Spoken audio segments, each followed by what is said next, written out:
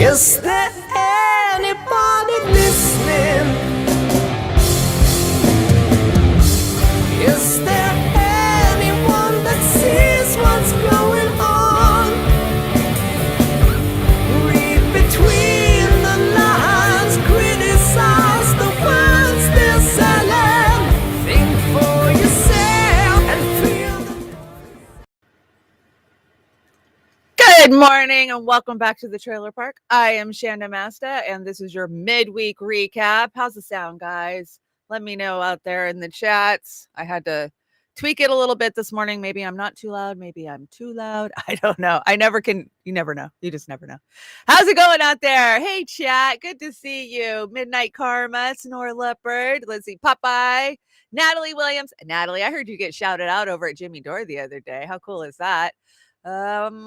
Who else is in here? Uncle Warren, good morning, good day, whatever time of day it is where you're at. Jax is in the house. Hi, V. How are we? Okay, let's see. Oh, Rokfin's up. Is the Rumble up? Probably help if I logged in, right? That's how that works. How is everybody? How's the weather in your neck of the woods, right? That's what our weather guy always says. In your neck of the woods. Why do woods have necks? That must be a kickback to an old thing, right? Let's get logged into Kick. We are now on Kick. I like Kick. Kick's got a really clear picture, and the only problem is when I log in, I'm going to hear myself. I don't want to hear myself. I hate the sound of my own voice. There, I got it. Good morning. Oh, it's Cold Fusion's over there. So is Dingo. Dingo ate me, baby. Who is okay? It's Dingo. I put that in my cart. That reader. You know, I used to manage a mechanic shop not too long ago, just a couple of years ago, for a Scientologist of all fucking people. But that's a whole nother story. And my brother was the head mechanic. My brother's a mechanic, and I'd always, bug him. Hey, will you take your thing out there and reset? I got dummy lights everywhere. These stupid smart cars. Not that my car is smart, but it's a 2008. So it has a lot of the onboard computer shit. So I knew exactly what you were talking about when I saw it in the chat. I was like, oh, hell yeah, I want one of those. So I threw one of those cheap ones in my Amazon cart. I plan on picking it up shortly. And yeah, I'll just go in there and shut a lot of those off. The problem is I have a plugged catalytic converter, and I wish somebody would just steal the damn thing, but it hits that O2 sensor, and then it gives a false reading to the engine because of the back pressure that's in the motor. So I'm constantly overriding that one. But hey, who's got $2,500 to replace their catalytic converter? So not me, but those pesky little smog emissions, because we're saving the planet so John Kerry can race his wife's jet around the planet. We're going to talk about that today. I tell you every day, guys, I've got a huge deck. This one's not only huge, but it's dense. Like each slide has mass on it. You can just look at my shows and know that I probably put 8 to 10 hours into creating them, the research of it. I don't want to talk to you guys about something that I don't fucking know what I'm talking about. I just feel like a moron, because that happens sometimes, and so I want to know everything about a topic before I come at it, and it just makes the process long. How is everybody? Gregory. Good morning, Gregory. And Ronnie Graham. Ronnie, we're closing with your Curtis Mayfield today. Hey, tech support. I need your help. How's my sound? DC's in the house. How's it going? Gamer. Hey, Gamer. I see you, Gamer. What's up, Jilly? I got a lot of today's slides from Jilly. Jilly, I'm not kidding when I tell you guys, Jilly half writes these shows. She does. She just fills the DMs up, and I go over there and pull them. So it works well. Guess what? I was sitting here last night and I was writing today's show, and Hunter was outside. I still have the granddaughter Hunter, and Cold Fusion. He's in the middle of his stream, and all of a sudden, just boom, sonic boom goes through the house, shakes all the glass. I mean, you could feel it hit you in the chest. It was like, what the hell was that?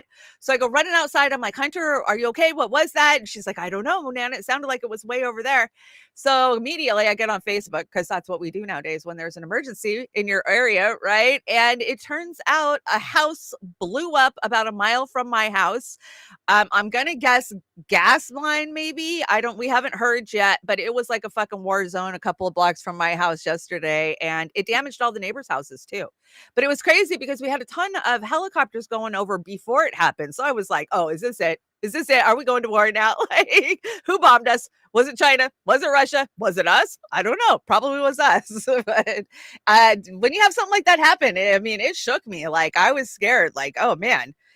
Last I heard, there was reports of people missing. So I don't know yet. Hopefully this morning I'll get more of this story. But it was absolutely crazy, that feeling of, you know, that sonic boom. I can't imagine what the people of Ukraine lived through, right? Having to listen to that, or the people of Syria or Yemen or Gaza. I mean, it unearthed me, and I couldn't imagine living through that every day. But that's what Americans bring to the rest of the world. So there we are. Okay, let's get started. Enough BS. And hi, Kim. P Stuff's in the house. Yeah, it scared the shit out of me. What the fuck?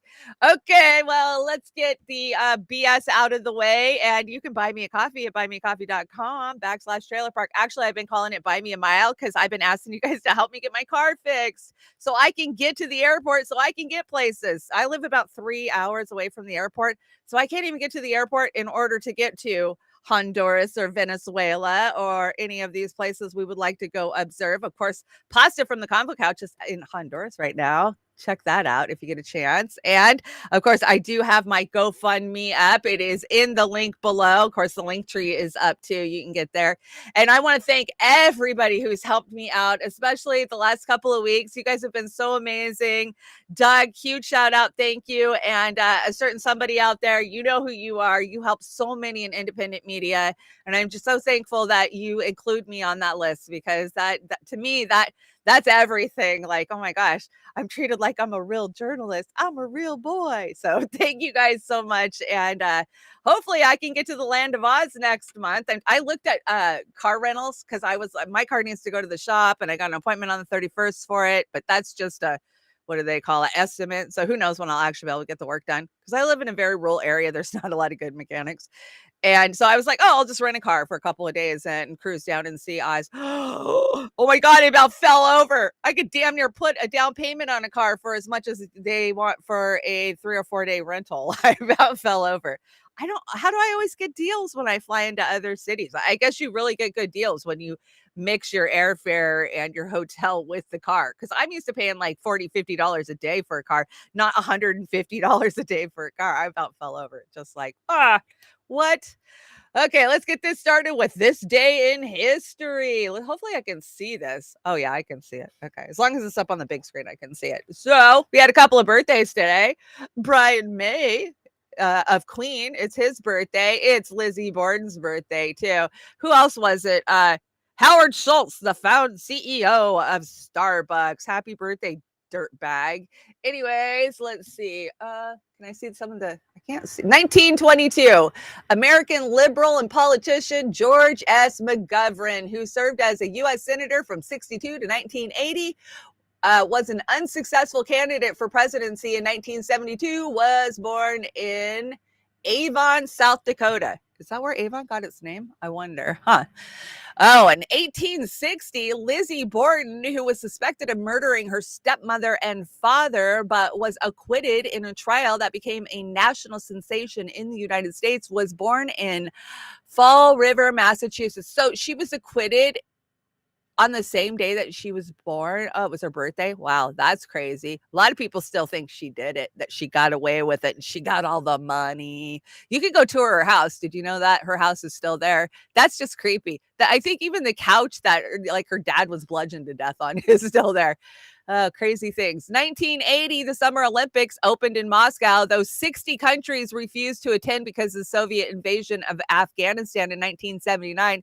It was the largest boycott in the history of the Olympic movement. Hey, why aren't they boycotting us? We've invaded a lot of countries. I don't understand.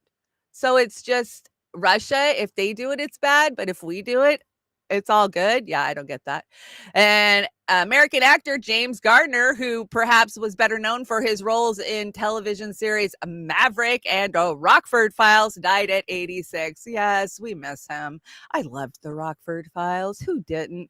And of course, you can't leave out The Notebook, right? I think that was like one of his biggest movie roles. And on this day in 1941, Tom and Jerry debuted. Boy, cartoons was everything to us kids, wasn't it? I mean, my kids had Cartoon Network and we had video and DVD. I could watch Barney on a fucking loop, but when we were kids, we lived for cartoons. Are you kidding? They were only on certain times, like Saturday morning. You might get a couple in the afternoon, few hours, before the news. Like, it was a big deal. I love me some Brian May too. Everything I put on my deck is because I like it, so that's why I put it on there. But yeah, cartoons were a big deal, and love me some Tom and Jerry. I heard a crazy theory about Scooby-Doo the other day that Fred was a draft dodger, because if you think of the time that it came out, and Daphne was his fiance, and so that's why they ran, and they took the hippie Shaggy and his dog with them. And Velma was an anti-war activist, and that's how she ended up, because they never were really going anywhere, were they? They were always just constantly moving. It could be true. I don't know. Was Fred a draft dodger? I guess is the real question. We shall know. So this story I'm going to start out with is kind of crazy because this happened to me personally yesterday. So this is me in the morning. Don't talk to me until I've had my morning sponsored content, data harvesting, corporate propaganda, government psyop, doom scroll, right? Because that's what we all do first thing in the morning when we get up.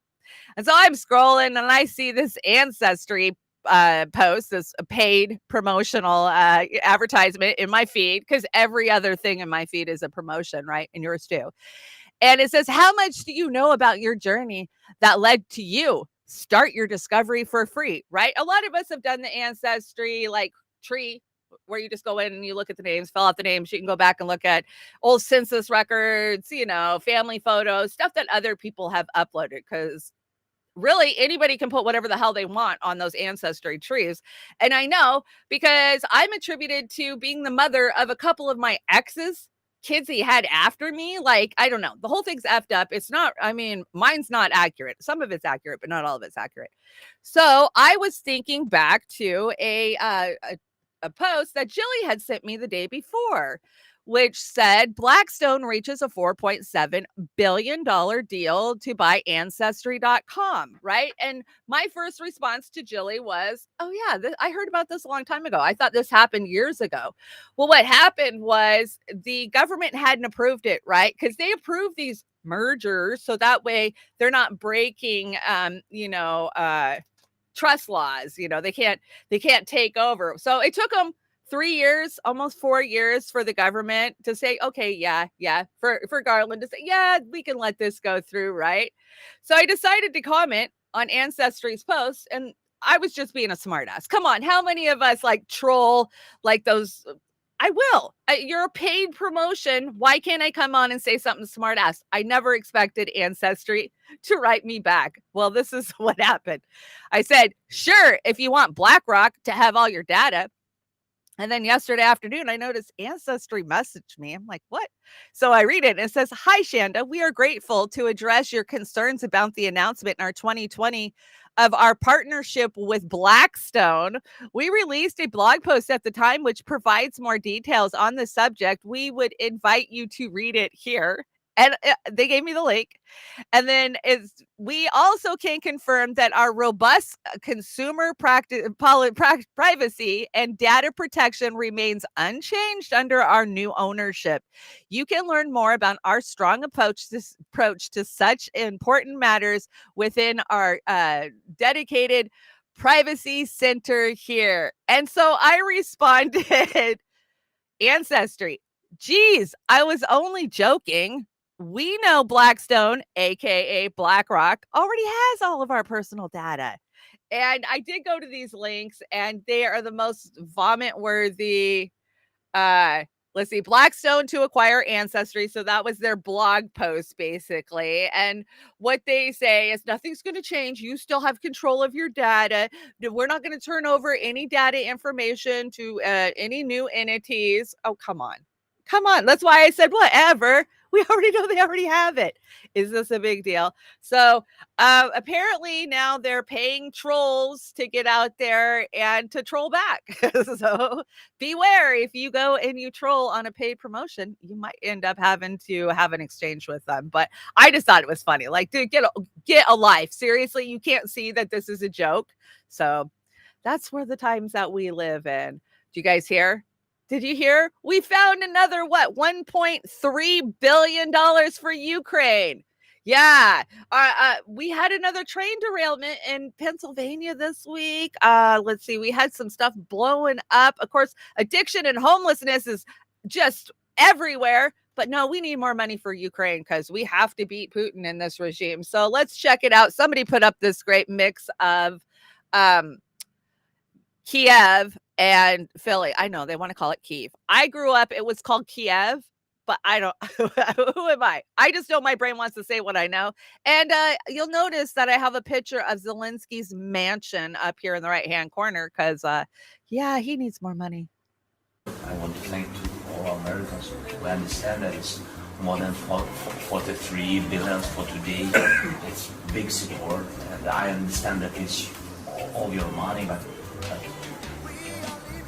you have to know that you spend this money for not just for fun.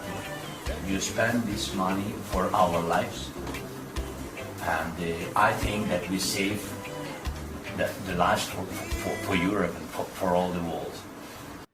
Are you guys proud you're saving Europe and all of the world? Just not America, and definitely not Kensington Avenue in Philadelphia. No, not at all. And that's just gross. Look at that mansion. That is so gross. Yeah. What can you say? The U.S. just announced another $1.3 billion of aid package to Ukraine. Reminder, here's a picture of Zelensky's home. And yes, Newland, we know you did that. You had a little help, but you definitely did it. You definitely did it. Damn, moving to Kyiv. I hear you, right? I know. It looks much cleaner and safer than what we got going on. So let's look at what Biden was up to yesterday. I don't know. Maybe they need to put a shock collar on him just so they can keep him alive. I don't know. Check this out. And we brought Israelis and Palestinians together at a political level and Aqua and as well as Shram. Yes. And as I affirmed the Prime Minister. Oh my gosh. Did he even open his eyes for that? You know what? That's like having a conversation with all my junkie cousins. I'm not even kidding. That is a fucking nod if I ever saw it. You're awake. And that's what's going on Kensington Avenue. Because they're taking speedballs, they're so high and they're so low at the same time, and you're fighting that sleep because you want that high. That's exactly what he's doing. I know. I've worked in many Alzheimer's wards. You get them doped up like that and keep them just to where they're manageable. That's what they're doing. They're keeping them manageable. So gross. But let's hear from Pelosi. I'm not sure what this is. I bring a lot of content, so we'll see it together. I just don't even know why there aren't uprisings all over the country. Maybe there will be. People need to start taking to the streets. This is a dictator. You know, there needs to be unrest in the streets for as long as there's unrest in our lives. Enemies of the state. Show me where it says that protests are supposed to be polite and peaceful. Do something about your dad's immigration practices, you feckless. When they go low, we kick them. How do you resist the temptation to run up and wring her neck? The biggest terror threat in this country is white men, most of them radicalized up to the right. I thought he should have punched him in the face. I said, even if you lost, he insulted your wife. Yes. He came down the escalator and called Mexicans rapists and murderers. He said, well, what do you think I should have done? I said, I think you should have punched him in the face and then gotten out of the race. You would have been a hero. I'd like to punch him in the face. I said if we were in high school, I'd take him behind the gym and beat the hell out of him. Punch some people in the face! When was the last time an actor assassinated a president? They're still going to have to go out and put a bullet in Donald Trump, and that's a fact. Look as his character is stabbed to death. Where is John Wilkes Booth when you need him? That's it right there. Pull it up. I have thought an awful lot about blowing up the White House. A Missouri state senator is under investigation by the Secret Service after saying she hopes President Trump is assassinated. I will go and take Trump out tonight. And if you see anybody from that cabinet in a restaurant, in a department store, at a gasoline station, you get out and you create a crowd. And you push back on them. And you tell them they're not welcome anymore, anywhere. And sadly, the domestic enemies to our voting system and our honoring our Constitution are right at 1600 Pennsylvania Avenue. They're not going to stop before Election Day in November, and they're not going to stop after Election Day. And that should be, everyone should take note of that on both levels, that this isn't, they're not going to let up, and they should not. If you think we're rallying now, you ain't seen nothing yet. Oh, yeah, that was the peace-loving Dems again, right? Could you imagine if somebody said that about Jill Biden? Well, you feckless cunt. I mean, that's just mind-blowing. That, yeah, they bring the violence, man, and they're still bringing it, right? But oh, they're the virtuous ones. They're the ones with decorum. No, they aren't. And the more I learn about history, and you guys know I love history. I took a history quiz yesterday, and I came back either time traveler or historian. I missed 6 out of 100. Damn. And most of those were because I was outthinking myself, you know. I always do that. I overthink it. But I'm learning more and more that the Dems have been the terrible ones through history. And wait till I bring you the Democrat watermelon story. That one will blow your mind. But Democrats' treason, execution of the Lincoln coup d'etat conspires in 1865. This is what happened the last time the Democrats attempted a coup d'etat after losing a war and an election, and the punishment is still the same. What do you call it when the people doing the fact-checking are controlled by the same people doing the lying? You call that a fascist state. That's what you call that. Because it's a merger of corporate power with the government, right? Because that's what I see happening there. I love those quizzes and surveys. Me too. I can get sucked into those things for hours and hours, trying to prove myself smart. I guess that's what we do in the trailer park. Jose Vega, shout out. Oh my gosh, bringing it on AOC again. I love it. I love it. Keep it up. My friends and I visited at AOC in her Bronx office to tell her we don't want more warmongers in Congress. She endorsed Biden the same day that he sent cluster bombs to the Ukraine. She's weak-willed, spineless, a phony upholder of the war establishment. And so we got her a gift, and let's see what they get her. I don't think they got in. I don't think they were let in. She was probably hiding, fearing for her life, like on January 6th. Hi, everyone. My Twitter friends and followers. You already know the deal. We're back at it again. We got the posters printed, and we decided to visit our favorite Congresswoman, AOC, who relocated her office just down the block from where I live. I'm a proud Bronx resident, and we actually wanted to deliver both a gift for her, one of the posters, because we believe that this perfectly encapsulates what her position in Congress has become, establishment. And we were going to deliver a message, if not to her staff. I'm sure she's probably not here herself physically, but I'm sure her staff is in there, and we've rung the bell 3 times now to get in. They have a little camera thing here, so I'm sure they don't want to let us in. And, you know, maybe that's a little embarrassing for them. The message we were going to deliver to the staff for AOC is that every single person that's standing behind me here and the person behind the camera once believed in AOC as an anti-establishment figure. Okay, we once believed that she would stand up against cluster bombs being sent to another country. We once believed that she would be an anti-war congressperson. And now she endorsed Biden on the same day that he announced he was going to send cluster bombs to Ukraine. So, to commemorate our coming here and not, being able to deliver our gift, we're actually going to leave her a gift. So, we're going to do 2 gifts here. We're going to do everything on this. So, we'll just, for the office. I love it. I would have glued it. I would have used some, 6,000. Make sure it ain't coming off. Yeah, that's too easy to remove. Sides. Put one. I would have put tape down every single part of it. Oh, two. Yes. You should point to the address so anybody in the area. So, that's good enough. Yeah.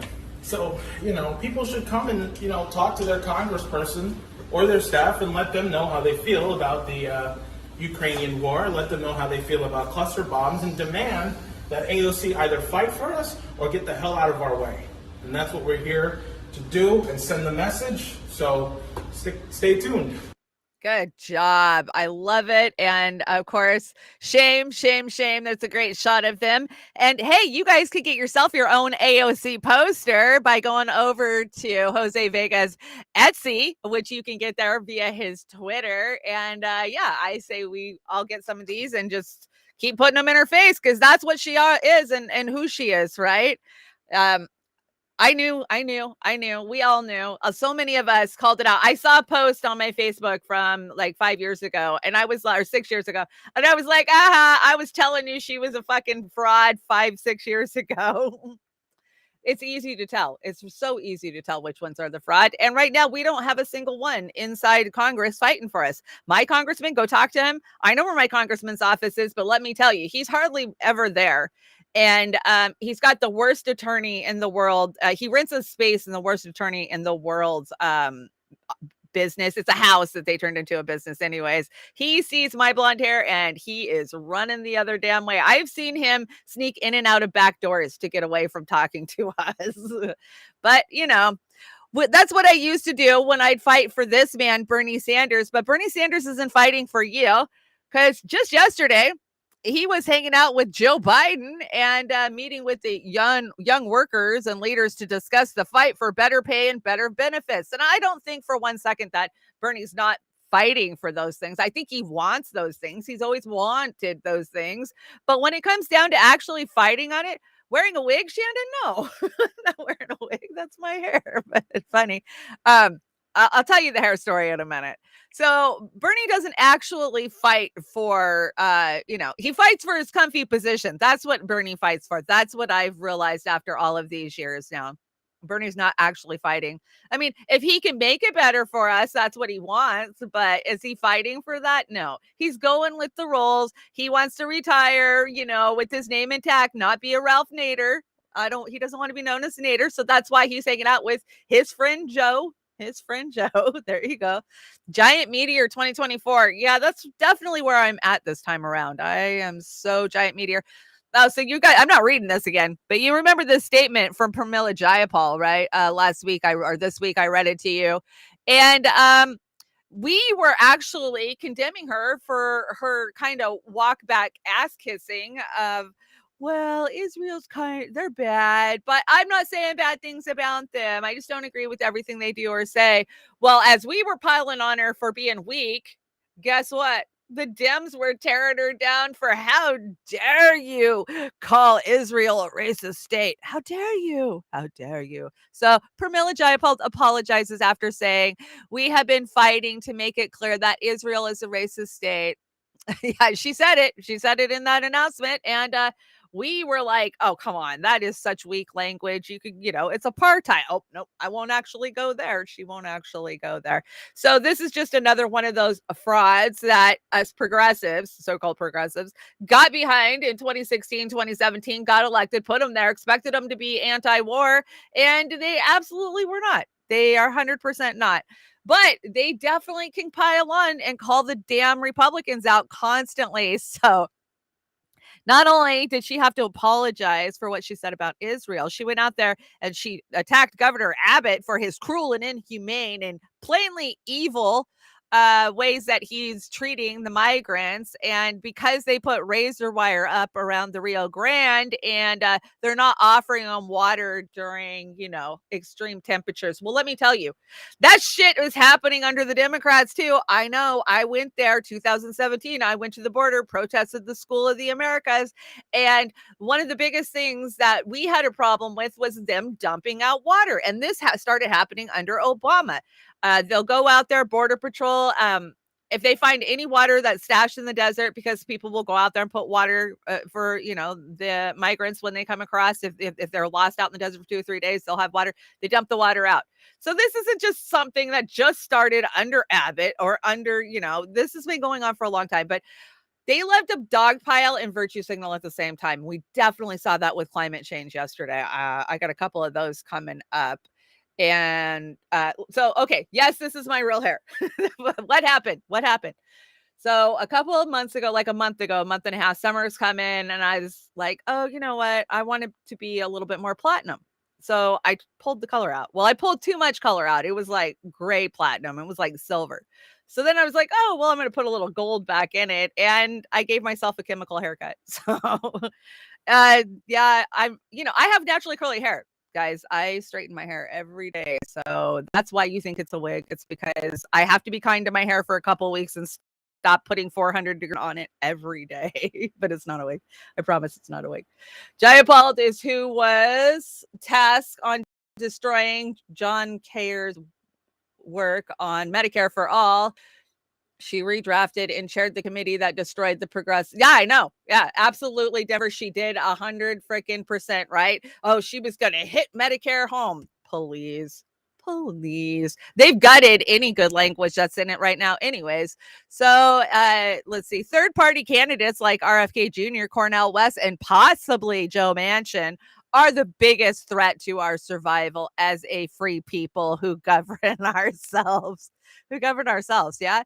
Entirely possible that a 2024 third-party candidate could intentionally or not tip the nation towards a fascist presidency, a presidential autocracy. Are you kidding me? We already live under a fascist presidential autocracy, right?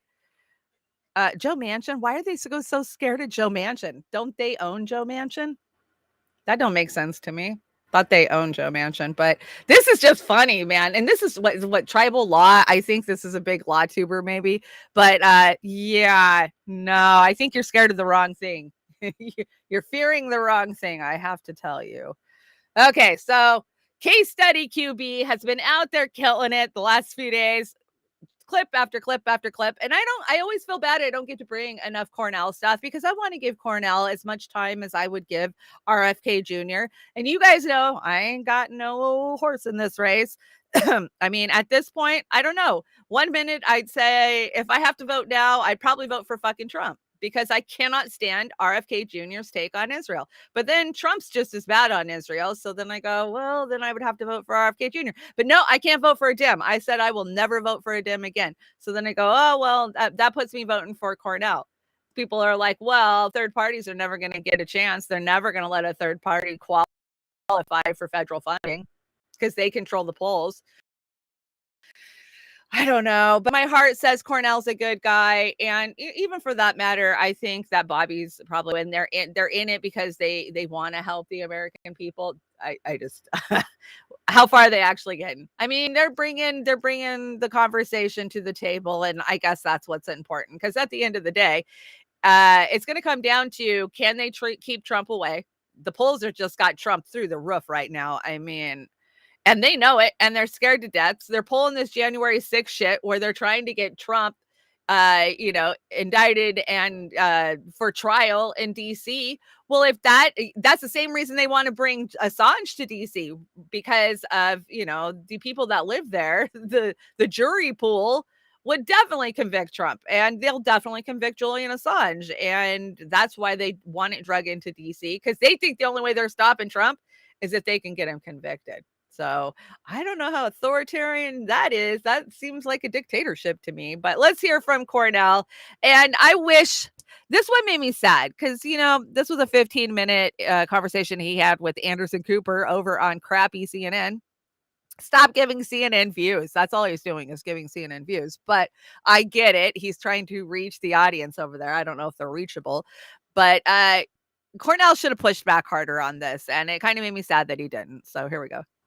I want to ask you, Senator Manchin up in New Hampshire tonight, he seems to be testing the waters there. He says the parties are too far to the left and to the right. What do you think of his politics? Well, I just read the pamphlet Common Sense, and my God, they had the audacity to rename that after the great Thomas Paine's revolutionary pamphlet of January 10th, 1976, that was critical of all forms of hierarchy in the name of the dignity of those fly stone called everyday people. I don't think that the No Labels Party, with their hundreds of $millions flowing already, are fundamentally focused on what I'm concerned about, which is the plight of poor and working people, trying to come to terms with the cop cities. Why do the critiques of the cop cities, trying to come to terms with striking workers, be they in Hollywood, be they in Amazon, be they at UPS, coming to terms with the echo side, with the fossil fuel companies, steel, corporate greed running out of control. We're at a moment now, my brother, where if we don't come to terms with this massive callousness and indifference to the plight of poor and working people, we're going to lose everything. The planet, democracy, qualitative relations with each other. That's how life and death, like our situation is, my brother. Very much so. You know the concern, certainly. I mean, you've been asked this question a million times from a lot of Democrats and Republicans against Trump that a third-party candidate like yourself could siphon votes away from President Biden. David Axelrod recently tweeted saying in 2016, the Green Party played an outside role in tipping the election to Donald Trump. Now with Cornel West as their likely nominee, they could easily do it again. Risky business. Now, I know you said you don't believe Jill Stein made that big a difference in the vote count in 2016. No, Gary in Michigan, Johnson Pennsylvania, made more. Wisconsin, her votes did exceed Trump's margin over Clinton. So how do you answer that critique that you will be siphoning votes away and potentially leading to a Trump victory? Well, part of it is that nearly 40% of our precious citizens every 2 and 4 years decide not to vote at all. And we know that the so-called spoilers, which is a category you can imagine I don't accept at all, over 2/3 of those who vote, it could be a Gary Johnson, a Sister Jill Stein, Brother Ralph Nader, whoever, people say they would never vote for the two parties. And I can understand those two parties become too corrupt, their politicians are too conformist. Yep. Okay. So that was the first clip. We got a couple of clips here we'll go through. Thank you so much, Case Study QB, for cutting these all up. It makes it easy to break them down. So next we're going to jump to Carver, and then we'll go back to West. So this is just gross. He is part of the kickback Clinton team, right? I don't want to say what I can say because I'll probably get hit on YouTube. So I'll just keep my mouth shut.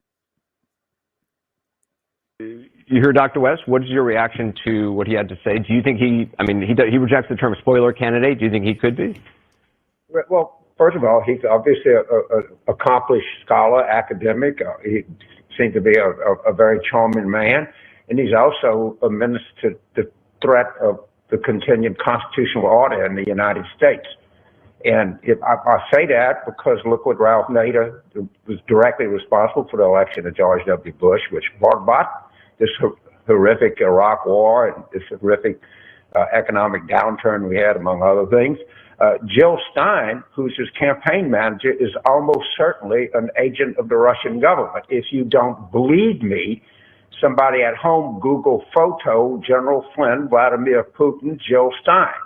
She was hosted by the Russians prior to her running in 2016. So, people are going to have to decide, do we want to continue under our Constitution? Because Donald Trump is telling us that very clearly, is bragging about the fact that he doesn't want to live under the Constitution anymore. And it's very clear that the only thing that Dr. West's candidacy can do is help elect Donald Trump. It's nothing. I don't think any of that's inarguable. Well, then I'm okay with that. That Jill Stein had deep relationships with the Russian government. So let me ask you, because the argument that Ralph Nader put forward, the argument that Jill Stein has put forward, Dr. West mentioned it again tonight, that a lot of those people who voted for Jill Stein or Ralph Nader would not have voted for any of the mainstream candidates, and therefore they did not suck away votes from Hillary Clinton or would not hurt votes from Biden here?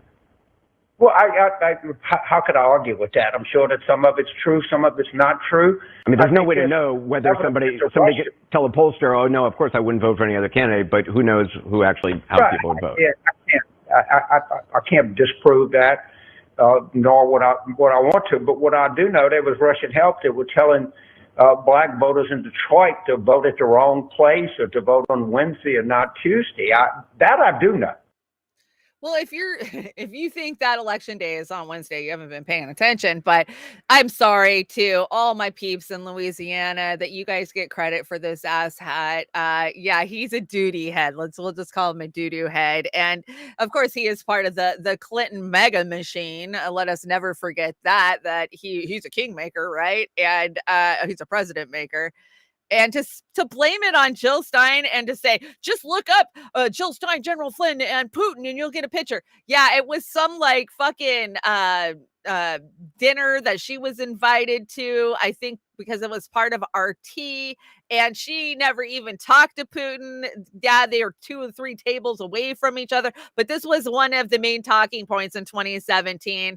I remember one time I was chairing a huge meeting locally, probably 150 people there, trying to figure out what we're going to do with the energy, inside the Democratic Party now that Trump had won, right? How do we move that?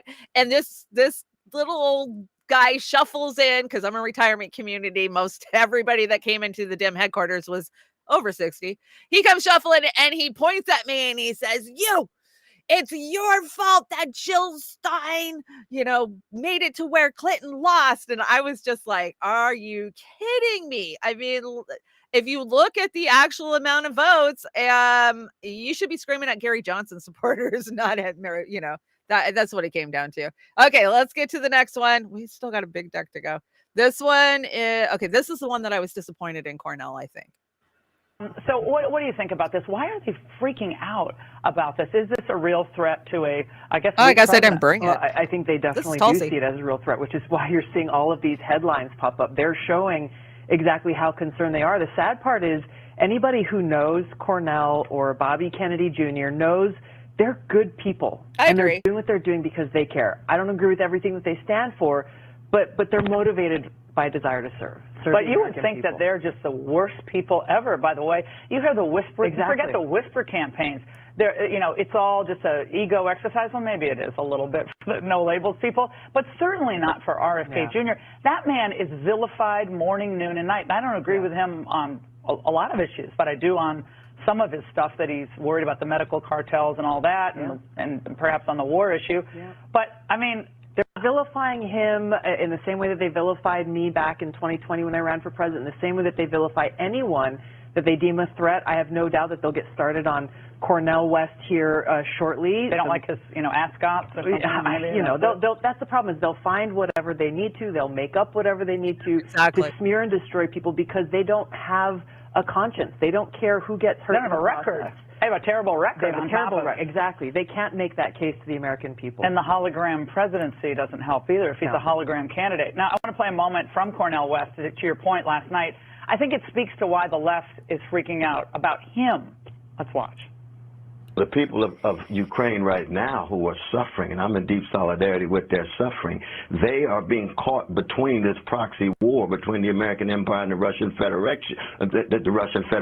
Federation. I just spoke to the foreign minister of Ukraine. We're saying that they are just victims in this proxy war. He would say, you're out of your mind. And he didn't push back. I guess I didn't bring that clip. There was so many clips. I mean, everybody was clipping that interview. But Cornell doesn't push back very hard when Anderson Cooper is like, yeah, but the Ukraine war, and we got to support the Ukrainians. We got to save Europe. And you could see Cornell had it in him to push back. But because of his fucking friendship with Anderson and Anderson's rich family, the Vanderbilts, for so many years, he doesn't. And it makes me sick. I see him do that all the time. I saw him do it with Pete Buttigieg too. And it's just really, Come on, Cornell, go all the way. Bernie never went all the way. That was the big problem we had with Bernie. When Bernie could have taken a swing and landed one right on the jaw, he never fucking did it. He didn't do it to Clinton. He slapped Clinton a few times, right? Well, I don't give a damn about her emails, shit like that. He protected her. And then when it came to Joe Biden, he didn't bring any facts. Oh, well, Google it. I mean, that was the best that he came up with. Go Google it, right? DC, thank you so much for the super chat. Green Party votes were not even counted in multiple counties. I know, right? And that's what the 2016 recount uncovered before being shut down by a federal judge. So I got questions. Why didn't Jill Stein push back? Why did Jill Stein continue to collect money for that recount? There's a lot of questions right there. And that's why I dogged out of, you guys know, I don't think that electoral politics is going to save us one goddamn bit. And I saw one of you out there say it not too long ago, general strike. I'm with you. I have been screaming general strike since 2016. I called home from the DNC convention in Philly and said, it's done. It's done. We lost the one shot we had to try to take back, our democracy, since the Dems love that word, but to try to take back our electoral system. And we lost it because Bernie dogged out. God knows whatever happened to him. He showed up that last night at the DNC looking like somebody beat the fuck out of him.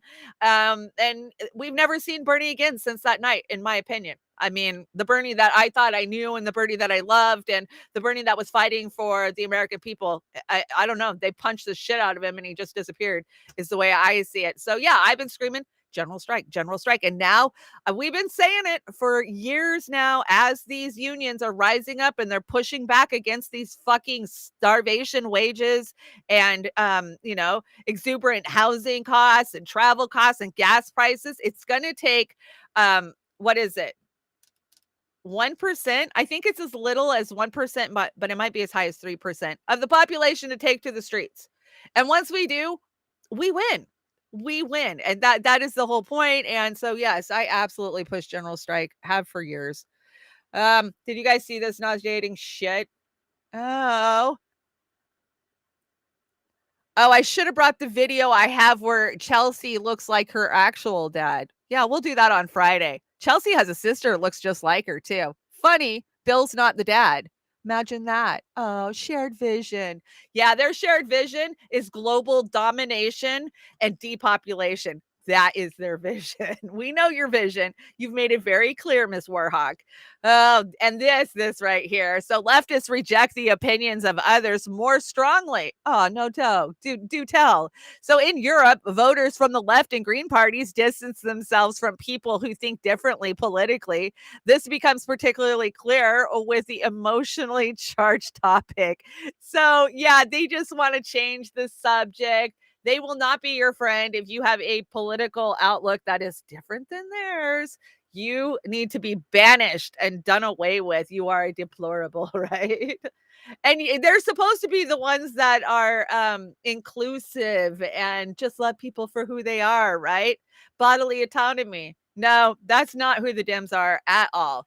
It doesn't start with gas chambers. It started with one party controlling the media, one party controlling the message, one party deciding what is truth, and one party censoring speech and silencing opposition, one party dividing citizens into us and them and calling on their supporters to harass them. Oh, didn't we just see a video like 20 minutes ago like that? It starts when good people turn a blind eye and let it happen. 100% true. And that's exactly what we're living through right now in real time. Okay, so I think I have a little bit of a Palestine section. This is kind of disturbing. This is a video that a woman who's trying to travel, a Palestinian woman who's trying to travel, she's not allowed to travel with any electronics because she might be one of those terrorists, So I'm at the airport and they are telling me that because I am Palestinian and I'm flying into Israel, I am not allowed to take my laptop, any chargers, and not even my portable charger with me on the plane because they are worried that someone packed my bag, that I wasn't the one who packed my bag.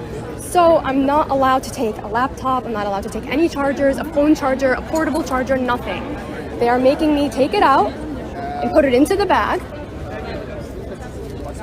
And they explicitly said that it's because they are worried that someone may have packed my bag. And they are worried that someone is using me. And that's why I'm not allowed to take any electricity, any electronics, not even a portable charger, not even a cable. Yeah. That is crazy. And that's the authoritarian rule that the poor Palestinian people live under, right? And how do you get in? You have to go through Israel, I would think. It's just like Dubai is the stop for most of the countries if you're flying into Iraq or Afghanistan or any of those places. So I skipped it. I don't know why I skipped it. It was a long clip, but I'm just going to tell you, go watch Richie Medhurst's breakdown of what's going on with Ukrainians' wheat supply, right? Because Ukraine is the wheat basket to Europe. And now they're trying to say that Putin is starving the world because he's not willing to get ripped off and be screwed over by, the New World Order. And Richie does a brilliant job of breaking it down. He brings the clips. He shows you guys. It's just too long of a clip for me to bring, but Richie and Garland Nixon, man, those are the two that I'm going to for up to minute. Anything happens with the Ukrainian, you can go right over there and be up to date. So those are the two I'm looking at. But let's talk about climate. So Guardian, sustainable business, just 100 companies are responsible for 71% of the global emissions, study says. What? It's not you driving to the damn dollar store? They had us convinced it was us, and you guys need to get one of those plug-in electrical cars, that there's millions of mines where they're mining cobalt, stuff they don't know what to do with. I love when these cars catch on fire too. The fire department just stands by and they have to let them burn for 24 hours till they burn themselves out because they're full of so many different noxious, chemicals. But hey, you're saving the planet. Not at all. So let's see the John Kerry. I know you guys saw it. 2 days ago, he is testifying that he's never owned a jet. He don't own a jet. He flies all over the world telling everybody they need to get rid of their car, but he doesn't own a jet. His wife does. So I just don't agree with your facts, which began with the presentation of one of the most outrageously persistent lies that I hear, which is this private jet. We don't own a private jet. I don't own a private jet. I personally have never owned a private jet. And obviously, it's pretty stupid to talk about coming in a private jet from the State Department up here. It just, honestly, if that's where you want to go there. Yeah, a few moments later. You just testified under oath that you never owned a private jet. Mr. Chairman, I'd like to enter into the record article here from February 15th of 2023. The John Kerry family private jet was sold shortly after accusations of climate hypocrisy. Mr. Secretary, do you stand by that testimony that you've never owned or I personally, your family? I your family? Personally, yes, my wife owned a plane. But it wasn't in my name.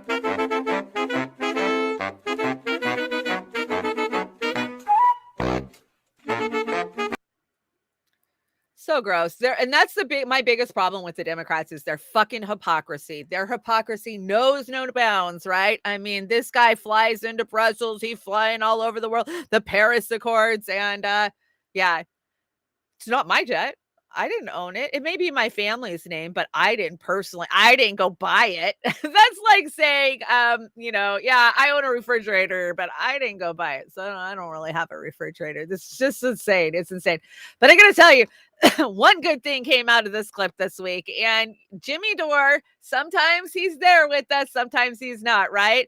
And as we were waking up to COVID and waking up to the transhumanist movement, we were also waking up to the climate movement and how it's been co-opted and weaponized against the working poor of our country, the working poor of the world. And Jimmy finally is out there screaming about it. And I was so happy to hear it. Here's just a little clip from the other day, but go watch the whole segment. I don't know if he brought the whole segment. I think he only put like an 8-minute clip out. He should have put the whole segment out because for me, it was like, yes, Jimmy's finally on board and fighting back about the climate bullshit too. Mr. Secretary, do you stand by that testimony that you never owned or I personally, your family? Your family. Personally, yes, Personally. My wife owned a plane. Whoa. was that, a Nord Stream oil? Yeah, I've never. Yeah, my wife. Sure, my wife. So I don't know, how the law works, but I'm not a lawyer. I'm a pothead comedian, but I'm pretty sure I overheard a lawyer one time talking at a bar, and he said that if you're married and your wife goes and buys something, or if you buy something, your wife also owns that. Yeah, that's how that works. You don't have individual. So if I go and buy a house and I'm married, my wife also owns that house. Even if Carrie signed a prenup? Even you think he had to sign a prenup? His wife owned a jet. How long have they been married? His Forever? wife. What does Ma Ketchup need a jet for anyway? Where she got to go to why would she own a jet? What would it be for? Fox News gets to run this article. Bottom line is that the climate czar is showing a climate hypocrisy when him and his family left a 325 metric ton carbon footprint from their private jet. Meanwhile, Kerry expects the average American to be carbon neutral and to buy things like unreliable electronic vehicles that they can't even afford. That's actually not true. They know you can't afford Yeah, them. they know you expect can't not buy to go one. anywhere. Good one, Kurt. Well, maybe we can figure out how to harness hypocrisy, and that way we could have dual engine hybrids running on bullshit and double standards. That was a good one, Jimmy. Haha. So go watch that segment. Great job, Jimmy. I'm so glad to see you on board fighting back. And here you go. World leaders on their way to another climate conference. Yeah. We saw that with the last Davos, right? All of the jets that were flying in. There was some good independent reporters out there reporting in real time. And I finally found some tape to stick on my paneling walls. I'm so happy. I'm going to put this shit on everything for the next week. My tape. That's the worst part of living in a trailer is when you pull the tape off the wall comes with it, right? So, okay. We've got Ilhan Omar being a hypocrite too. So let's see.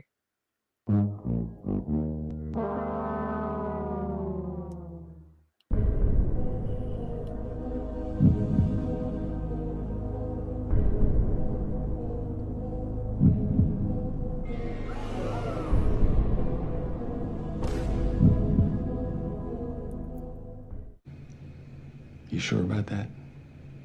And here we go. It's not possible. we don't date back 120,000 years, so yeah. We started in 1880. What could you possibly have to say for yourself? I would say our country should be more fearful of white men across our country because they are actually causing most of the deaths within this country. Wow. Just wow. We are led by very, very stupid people. Agreed. Very, very stupid people. America is back.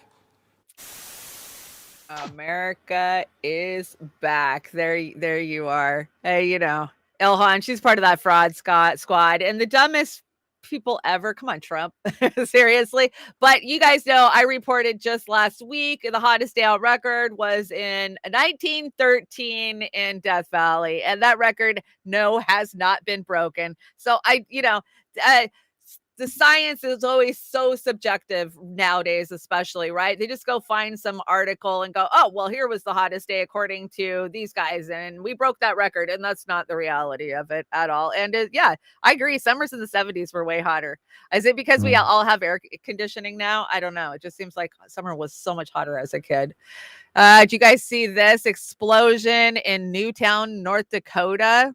Pretty bad.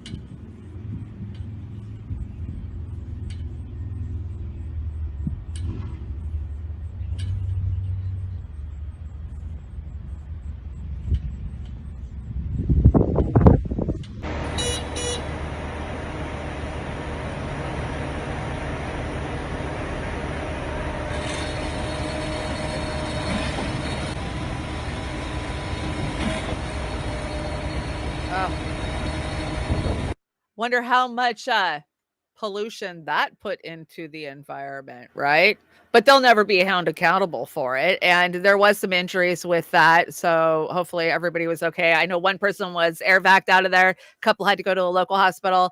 And that's very dangerous work. So, I brought it because they want to say we are the people polluting. We are the ones polluting. It's our consumption that's polluting. No, it doesn't have anything to do with shit like that, right? Or the train derailment with the white substance. Did you guys see that? I think on Monday. Oh, the unknown white substance. And then now there's just nothing in the news about it at all. That's the way it always is. Oh, Oz is sending me stuff. What are you sending me, Oz? Is it important? Let's go see. Let's go see if Oz is sending it to us. We must be something we need to look at. What was it called? I think this is it. The White House. Oh, it's something from the White House, so it must be important. And here, how about I share so you guys can see it too? Okay, so the new U.S. Cyber Trust mark will give Americans greater peace of mind that the devices they bring into their homes, classrooms, and offices are safer and less vulnerable to cyber attacks. Yeah, the only cyber attack I worry about is my government attacking my fucking data. I don't care if China gets my shit. Let's see. Watch as the Deputy National Security Advisor, Ann Neuberger, explains. Okay, please explain. The President and Deputy National Security Advisor for Cyber and Emerging Technologies. This week, the White House is excited to announce the launch of the U.S. Cyber Trust Mark program. We're launching this alongside the FCC and participating companies, including major electronics and appliance manufacturers and retailers. This new label allows Americans to easily identify trustworthy internet and Bluetooth-connected devices. Devices like baby monitors, home security cameras, and smart appliances like locks, TVs, and microwaves. Devices and appliances that will meet the U.S. government's cybersecurity requirement. This certification and labeling program addresses a core cybersecurity problem. How do consumers determine if their devices are secure from potential cyber intrusions? Well, next year, you will be able to look for the Cyber Trust Mark's distinct shield to answer that question. This program delivers on President Biden's commitment to keeping Americans safe, especially in a time where we're bringing more and more internet-connected devices into our homes. Okay, so that is the new label that you will look for to know that the government already has a direct path to all of the data on that device. So that way they don't have to backdoor it. They already got their backdoor in there. And yeah, it is my data, but I don't think that China's weaponizing my data against me as much as the U.S. government is, right? They're the ones the U.S. government is the one putting me on watch lists because I read this website or, I had this picture in my phone or, oh my God, she had a picture of young Stalin. She's one of those crazy communists. Got to put her on a watch list. I'm more worried about my government doing that. They're all stealing our data 100% everywhere, every day, everything we do, everything we touch. I mean, I've got the 80,000 emails in my spam just to prove that they're stealing our data. I mean, I don't think that there's any way that you can truly be protected other than unplug and go live in a fucking cabin on the woods because we are that surveilled now. So yeah, I worry more about my government than I do other governments getting my shit.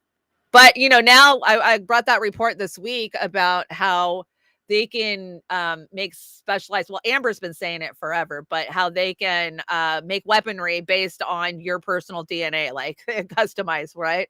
And that's the type of shit I worry about. I don't see that coming from other governments. I see that coming from our own government. Okay, get my deck back in here. Well, thank you for that breaking news, Oz, because we needed breaking news.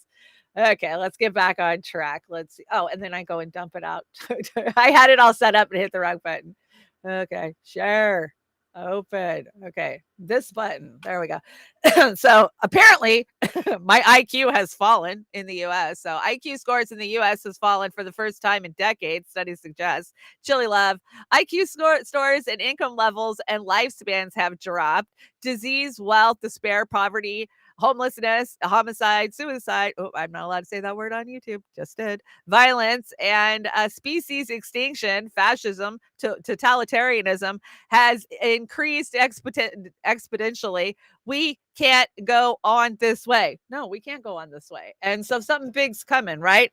And you see it all the time. People are like, what do they got planned for us? When they are willing to keep dumping money into Ukraine, they just give no shits about the United States, like it's not going to be here in 5 years. We don't need to fix any of our infrastructure. We don't need any kind of high-speed rail or reliable transportation. We just need to take your car away from you, and you need to shut up and live in a 15-minute city. And that seems to be their future. So it makes you wonder, what the hell do they know? What I see people all over asking, what do they know? Okay, let's see. What is this? This is Trump. Oh my God, you guys. He is just like a Mussolini. Oh, this is funny. Yes, Trump. He is just like Bonito Mussolini. Let's check it out.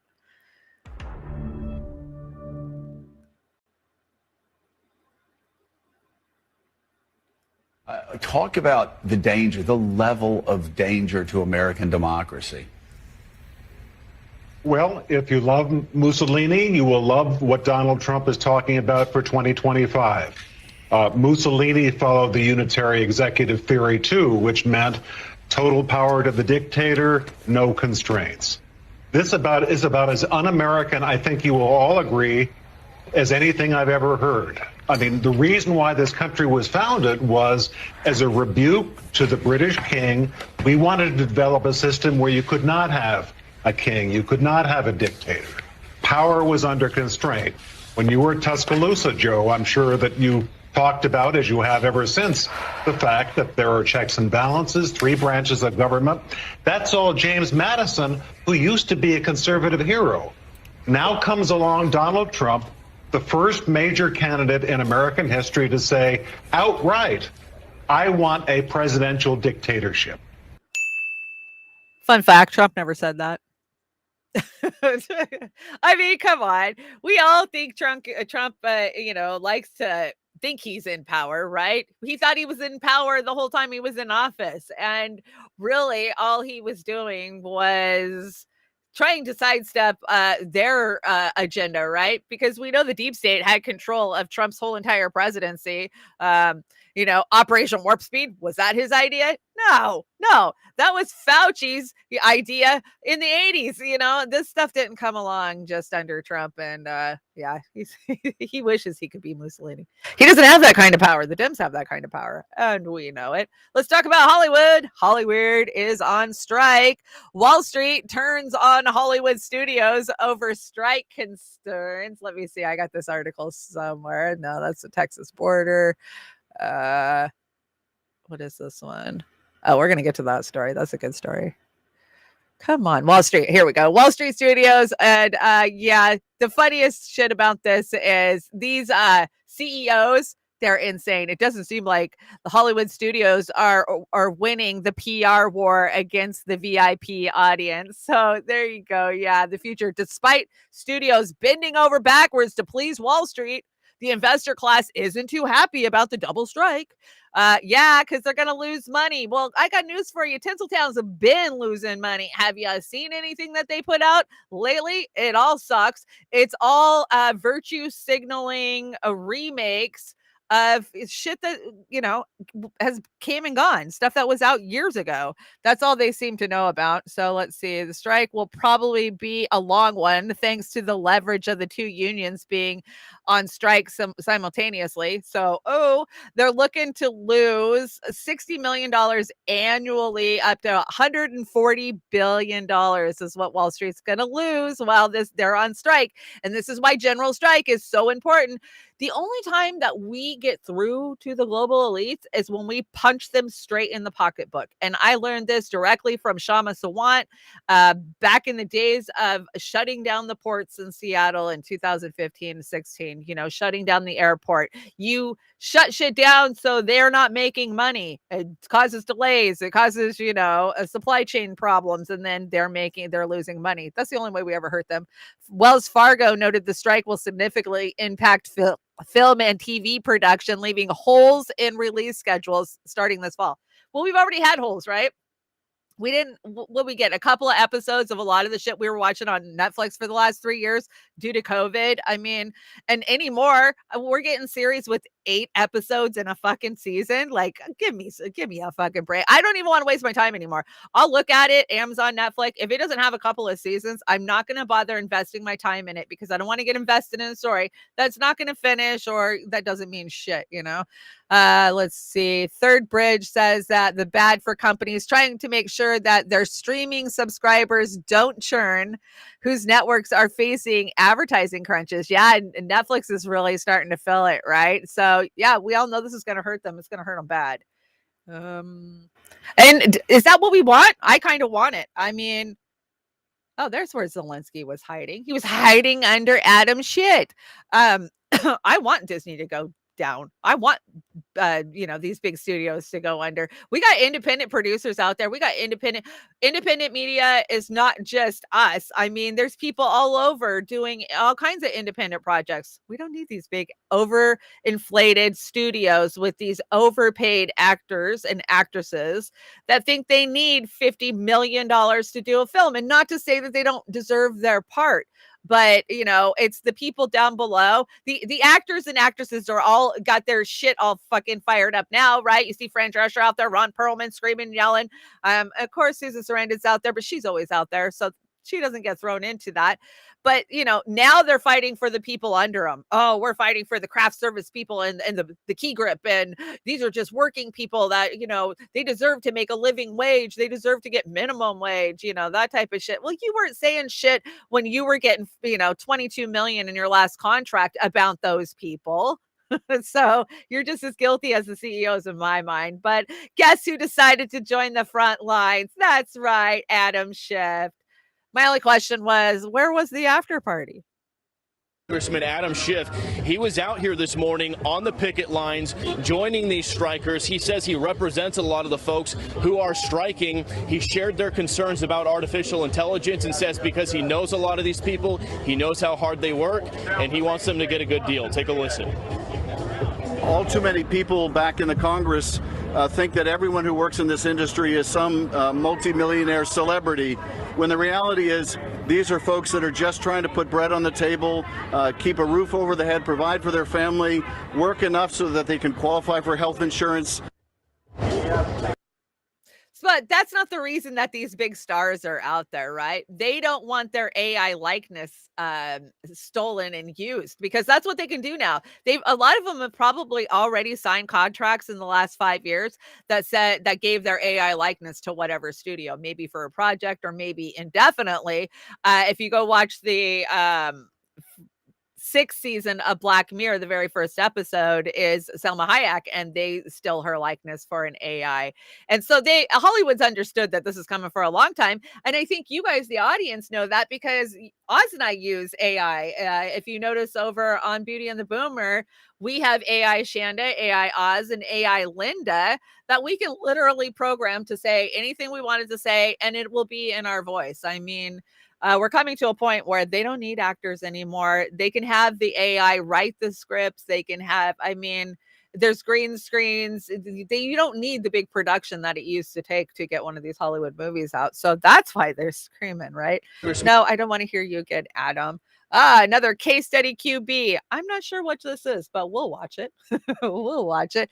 Oh, I love this from John Cleese. Let's read this first.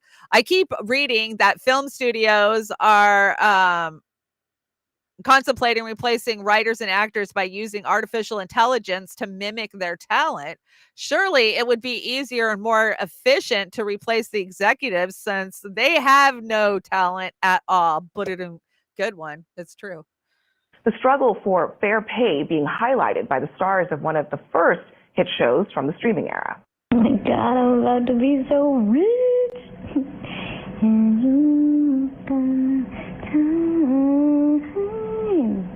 What? That was Kimiko Glenn, who played Brooke Soso on Netflix's Orange is the New Black. She earned just $27 on that residual check. You saw it there. Her frustration being echoed by many of her co-stars. Leah Delaria telling The New Yorker, I get $20. I would love to know, how much money did Ted Sarandos make last year? Well, here's the answer. Sarandos, who's the CEO of Netflix, according to the company's financial statements last year, he received $20 million in base salary, more than $50 million if you include the stock and the options and bonuses. Emma Miles, another Orange is the New Black alum, told The New Yorker, when you're a kid, you have this idea. Once I'm on something that people actually see, I'll be rich. And you'll look around after being on that hit show and you're like, wow, I'm still in the same one-bedroom apartment. Was this how it's supposed to be? Now, Emma Miles and Leah Delaria join me now. Emma, can you explain to the audience, first of all, what are residual checks, right? What are they supposed to be? And what does that financially look like for you once you've been on a show like Orange is the New Black?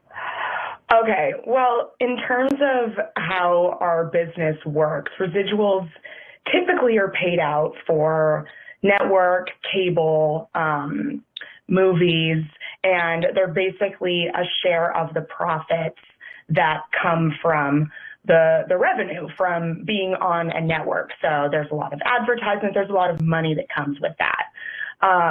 So the residuals for network they're a lot higher, like much higher. And we have certain bases in our contracts that say that they have to be at a certain percentage. They have to be calculated that way.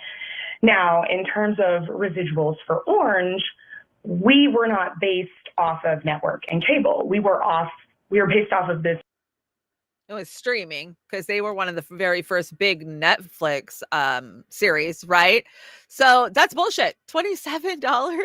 That's about what the federal government gives you for food stamps nowadays. But how can these actors that are working their way up to, with hopefully to get a big movie to be recognized, how can they make it? And we've heard this for years and years that they're not getting paid. But now that streaming is involved, it's totally changing it. I mean, everything is built on the old Hollywood business model and everything has completely changed. We saw this happen in the music industry in the late 90s and early 2000s, right? You saw bands like Metallica and Foo Fighters say, no, this is bullshit. We're not making anything. People don't have to go buy our albums anymore. They can literally download and stream any kind of music they want. Same is happening in Hollywood too. And Hollywood needs to change it. And so, yeah, of course I support the people striking. But here is another actress from Orange is the New Black. Check this out. Yeah, all of us need to strike against the fucking corporation, not just fucking SAG and the actors, the teachers. Everybody need to be fucking striking against the fucking corporations because they fucking all of us. Yep. They fucking all of us. All of us need to be striking. They're fucking all of us. It's not just Hollywood. So yeah, I support anybody who's out there striking right now. Yep. And that means mutual aid. So if you're in an area where there's people striking, please get out there and help them. Even if it means, going through your cupboards, giving food, giving money, helping out, getting out on the picket lines. That's what it means to support the strike, right? To support anybody who's striking. And as we go into the future and as the next years roll out, we're going to see a lot of strikes, and it's up to us to get out there and support it. We don't change anything till we're boots on the ground on the streets, right? So effective immediately, all staff must leave their cell phone on and make themselves available when not on shift. Consider yourself on call. You must answer calls from Gary, not Gary. And if you are asked to cover a shift, you must do so without complaints. This is not optional. You all need to work together to help the company succeed. Let's set some record profits this quarter. Go team. I don't know what corporation that came out of, but it's disgusting. And what's wrong with America right now? Nobody wants to work anymore. $12, under $1 raise, no benefits, pizza party. Oh, I fucking love the pizza party. We're a family here. Schedules come out the day before, and full-time availability with part-time hours. And that is exactly what American workers are facing right now. The pizza party one, that one pisses me off the most because, as a single mom who was working as many jobs as I could to keep a roof over my head and my 3 kids, when Christmas time would come around and one year they give you $100 bonus and then the next year they decide they're going to give you a gift card for a fucking turkey. it's just wrong. It's just completely wrong. On top of the fact of no benefits and this full-time availability, part-time schedule, fucking with your lunches. We have all these labor laws, but labor laws are only as good as if they're enforced. And I have worked in a ton of fucking places where they're never enforced. You think it's bad in third world countries? It's just as bad here in the United States. And go ahead, go cry to your local L&I office or unemployment office. They're not going to do shit about employers. I have some tyrannical freaking employers that live up here that have gone through hundreds of employees, and our enforcers know about it. But what can they do about it? They fine them occasionally here and there. They don't ever shut them down. So it's going to be on the workers again. It's disgusting. Makes me mad. It does. What is this? Massachusetts calls on residents to take border crossers into their homes. But I got a question. If everybody's homeless, then where are they supposed to go? What I thought $1 million would get me as a kid versus the reality. Yeah, no doubt, right? Oh my God, as a kid, we thought a millionaire was it, right? I'm going to be a millionaire when I grow up. $1 million don't get you much anymore, does it? No, it just gets you a lot of taxes to pay. That's what I see. And I saw yesterday there is homeless sweeps going on in San Diego, San Francisco, Seattle.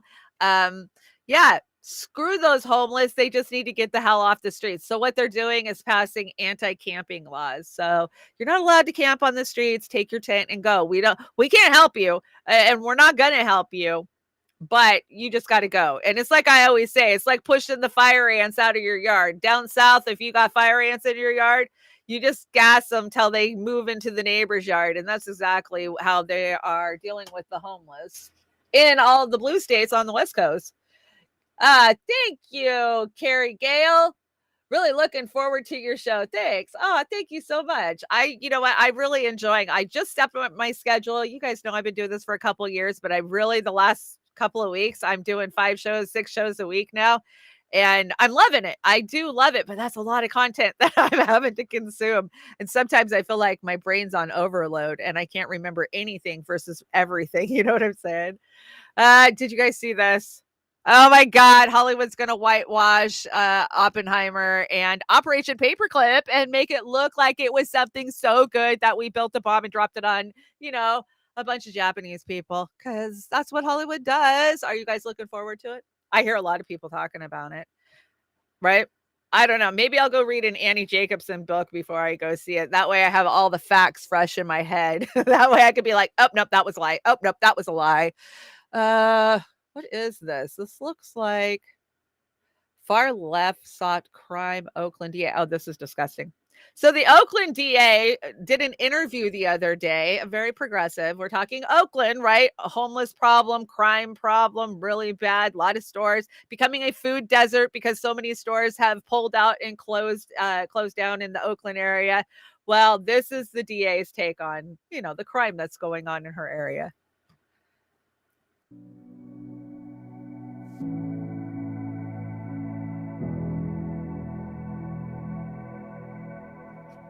Family members of victims are saying that the decisions you have made are unfair to them, that sentences that criminals have been given are excessively lenient, and that perpetrators are favored over victims.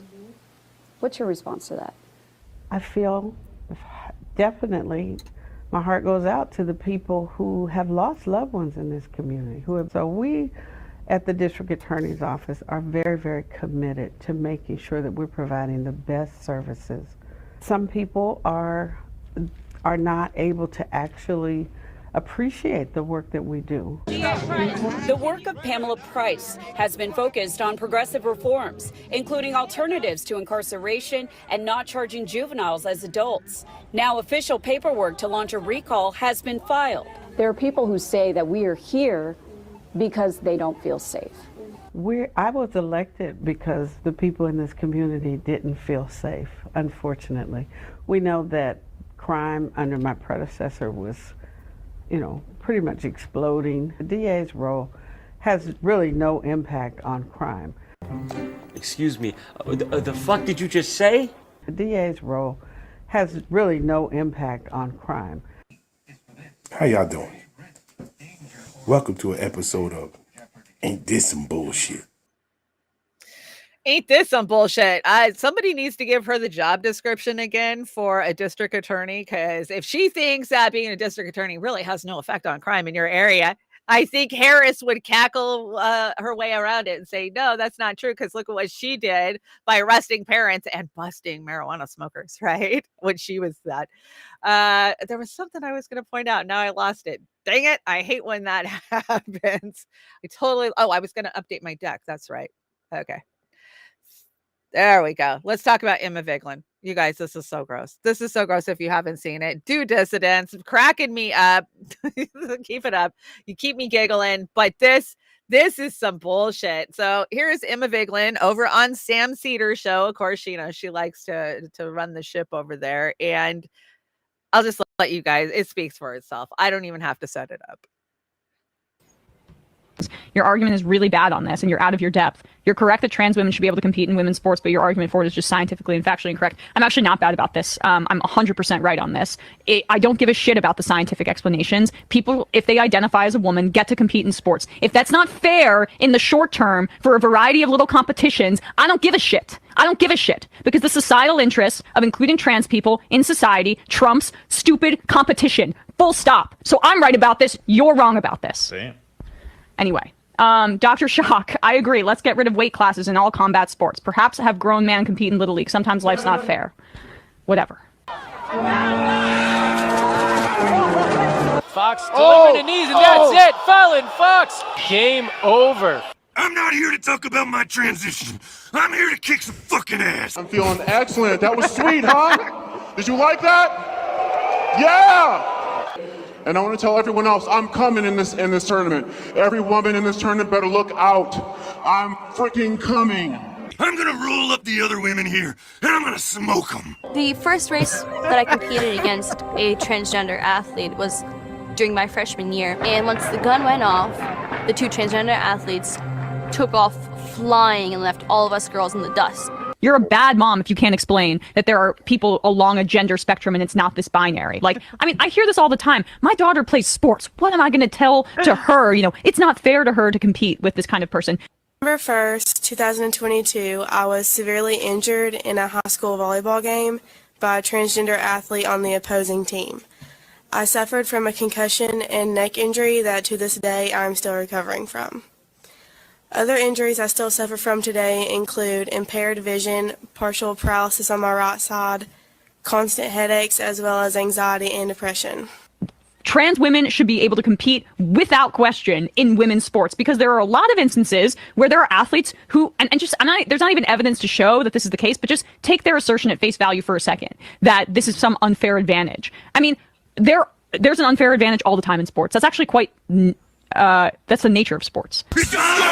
I'm the best! I'm the strongest! The statistics do say a male could be 40% stronger than a female on his legs. Biologist Emma Hilton. Things like shoulder width. Those things don't change when transgender women suppress testosterone. They don't get shorter. The performance gap in weightlifting is over 30%. The performance gap when someone is throwing a baseball is over 50%.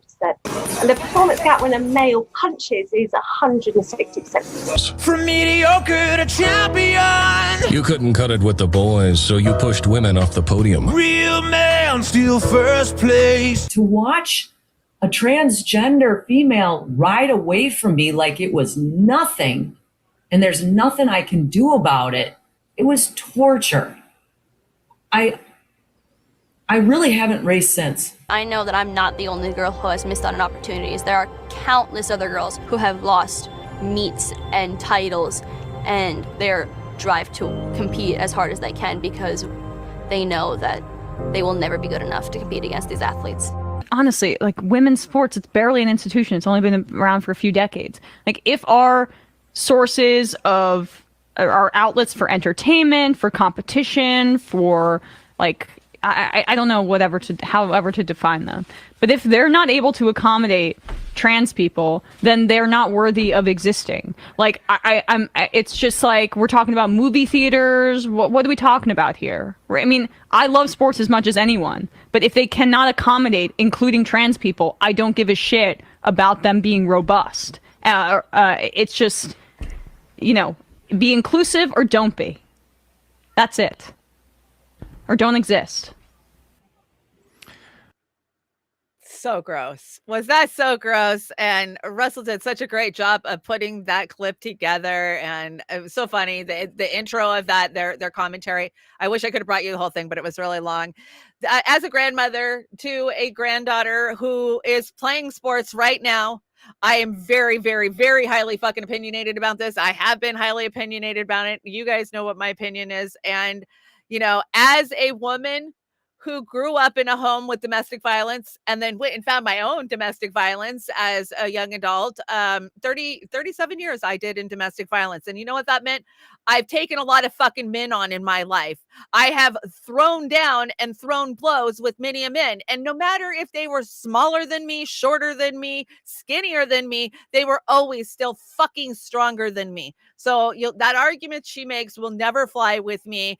And if she thinks that, then I want her to take a hit from a fucking man right in the goddamn face and then let me hit her and she can tell the fucking difference. That's all I'm saying. There's a huge fucking difference. And Emma is a shill of the highest fucking order and nauseating at that. And when she got, I don't know. Yeah, you don't know. Shut up. You don't even know what you're talking about. So disgusting, and great job over there. And do dissidents. We love them. But she wasn't done yet, because I woke up this morning and she was dogpiling on RFK Jr.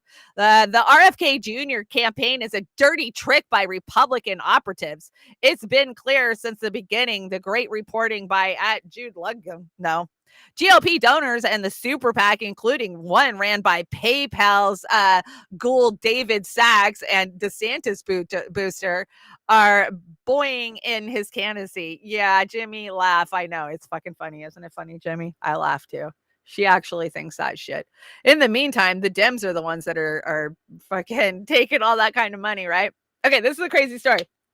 I saw this TikTok yesterday and I was like, what? I've never heard this story. Have you guys ever heard the story of the bridge that fell down in West Virginia and our government wouldn't fix it? So the people of the town went and asked Russia to fix it. And Russia said, okay, check this out.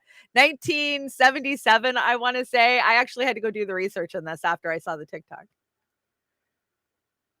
It's muted because I don't want to take a hit for the sound on it. So West Virginia, it was a broken bridge. How are you going to fix it? 1977. Government says they don't have the money. Sorry, no money for it. So what are we going to do? Do we have a pen and paper? Later in the Soviet Union.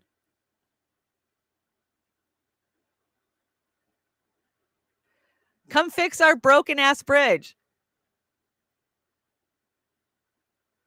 What? Soviets actually send someone. Hey, does someone want to bridge to fix? Yeah, me. Wait. The US is like, no. Soviets not going to fix this bridge. We'll fix the bridge. God. I had never heard that story. So I saw that TikTok. I was like, what? I have never heard this story in my life. So I went and I started digging around. That's what the internet's good for.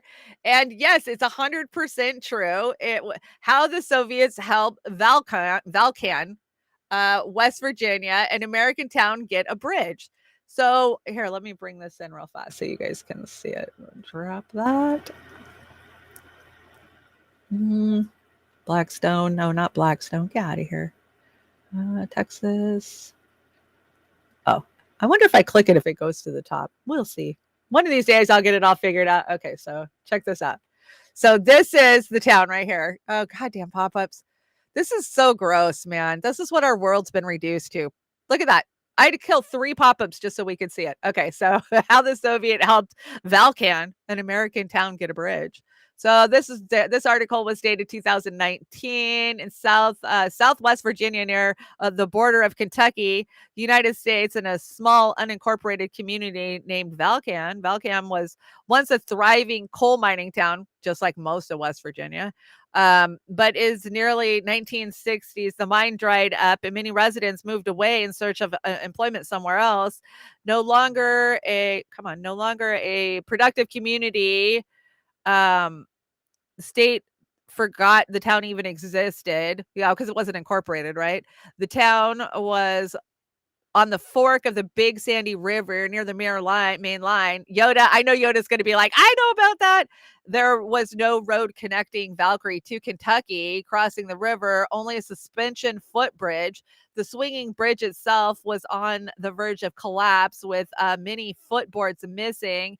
Yet every morning, children had to walk across it to catch the bus on the Kentucky side. Sometimes they had to crawl under parked rail cars to get to the bridge, which was a dangerous practice. Let's see, 1975, it collapsed, and 50 families were no longer. They were told they were trespassing on the gravel road, the only other road that they had access to, because it was owned by a company, a corporation. Like, you can't do that.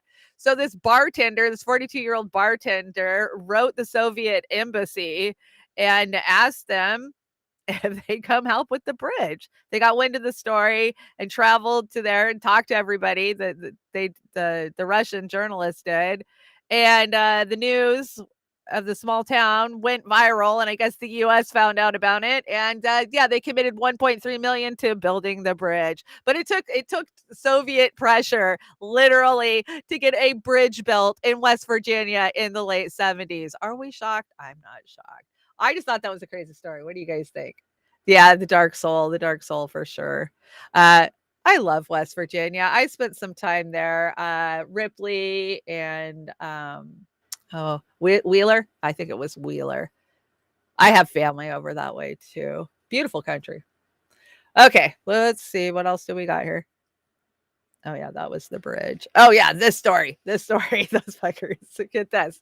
So the FDA gives Ohio State University a $3.9 million grant to create a bias study that proves adults don't need vape flavoring other than tobacco. So basically, they're saying too many kids are getting attracted to vaping because of the flavors. You guys know I vape. This is my flavor. I have raspberry here. We used to be able to get so many other good flavors like cotton candy, and you could get them in different milligrams.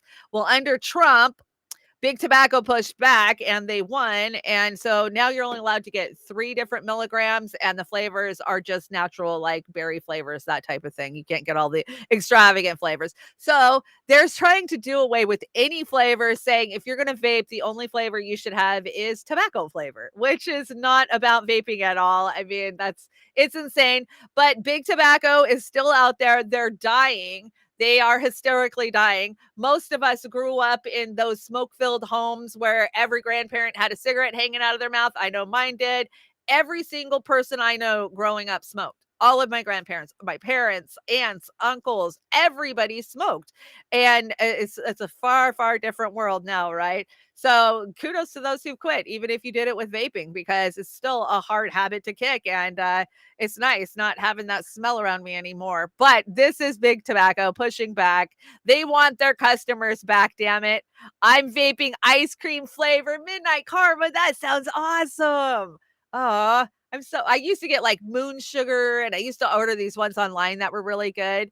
Yeah, weed is replacing it. You're not wrong, Bad Cookies. You are not wrong. That's how my partner got off of Big Tobacco, was big weed. that's the only way I can say it. But one way or another, as long as you're quitting, it's disgusting that's our government does that hand in hand. Here, give us a biased study.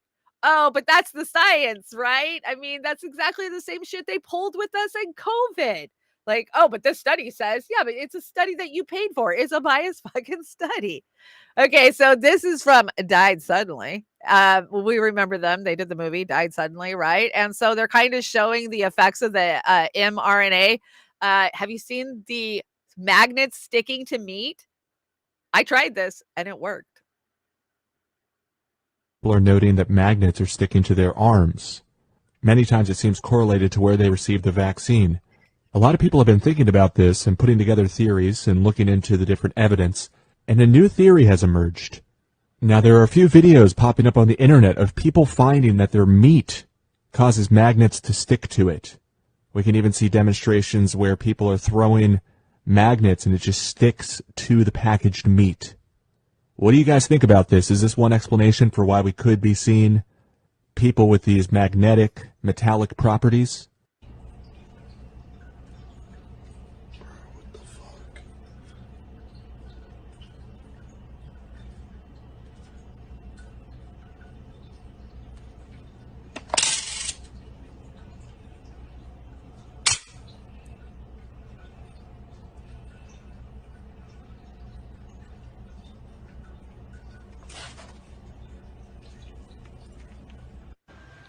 Okay, so supposedly naturally raised. Lifting it, shaking it, lifting it. This anomaly's been bugging the shit out of me.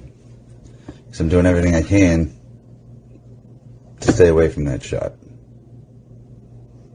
But I think I figured out how they're doing it.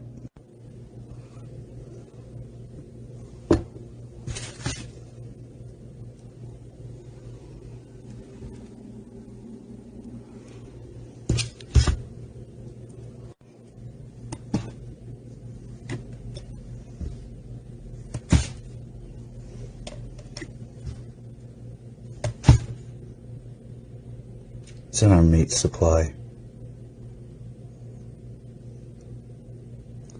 They're putting this shit in our food. Yeah, they years. did it. And I wanted to show you, I watched this raw meat video a second ago. And I came in the kitchen and I was like, well shit, let me try it. And I've been putting a magnet all over our meat. And the hamburger meat didn't do it, but the chicken meat definitely did it.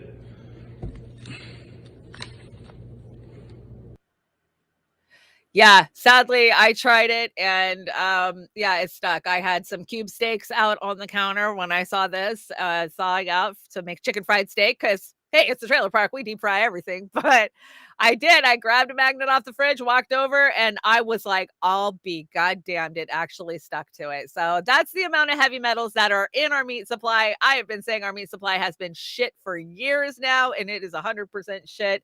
And they admitted it. I brought you guys a report like 6 months ago, maybe a year ago, where they said they're going to start mRNAing the chickens when they're babies. We've known this is happening. The only way you can eat healthy is to know where your food's coming from. And that's the only advice I have. Did you unwrap them, Chanda? No, but I will try to unwrap them next time. Cause I thought maybe it was just a fluke. So I was like, well, the next time I get some actual like sticks, I don't eat a lot of meat.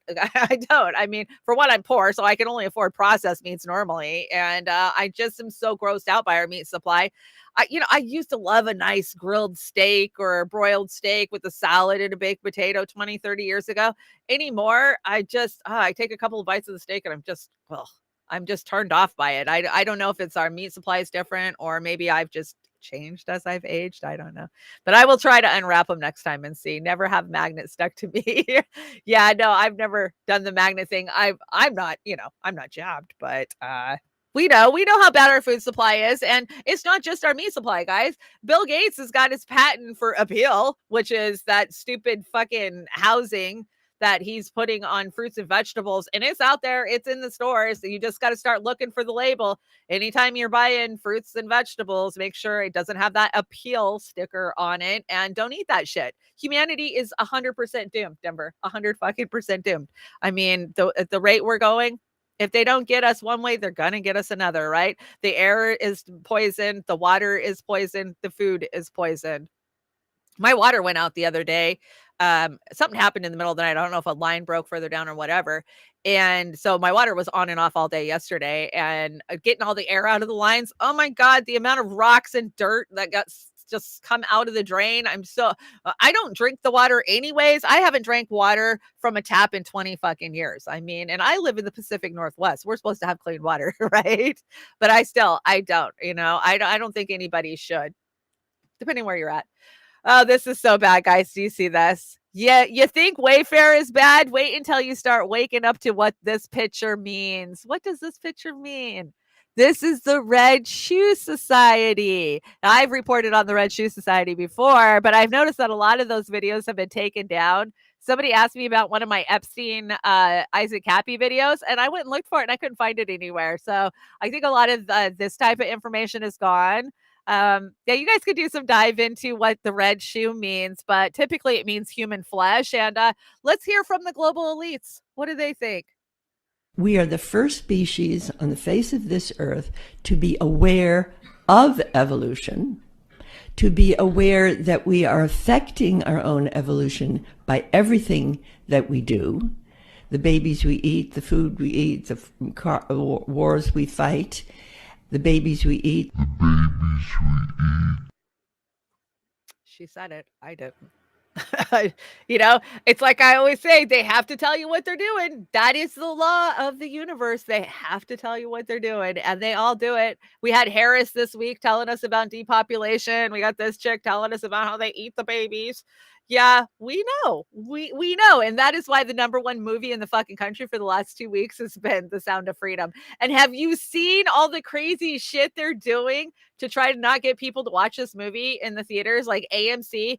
I've seen theaters where the AC is broken. I've seen theaters where the lights are stuck on. I've seen theaters, well, we don't have any water. I mean, it's insane. There's so many videos out there from all over the country where they're trying to stop people from coming in and viewing this damn movie, which is just making people want to see it all the more.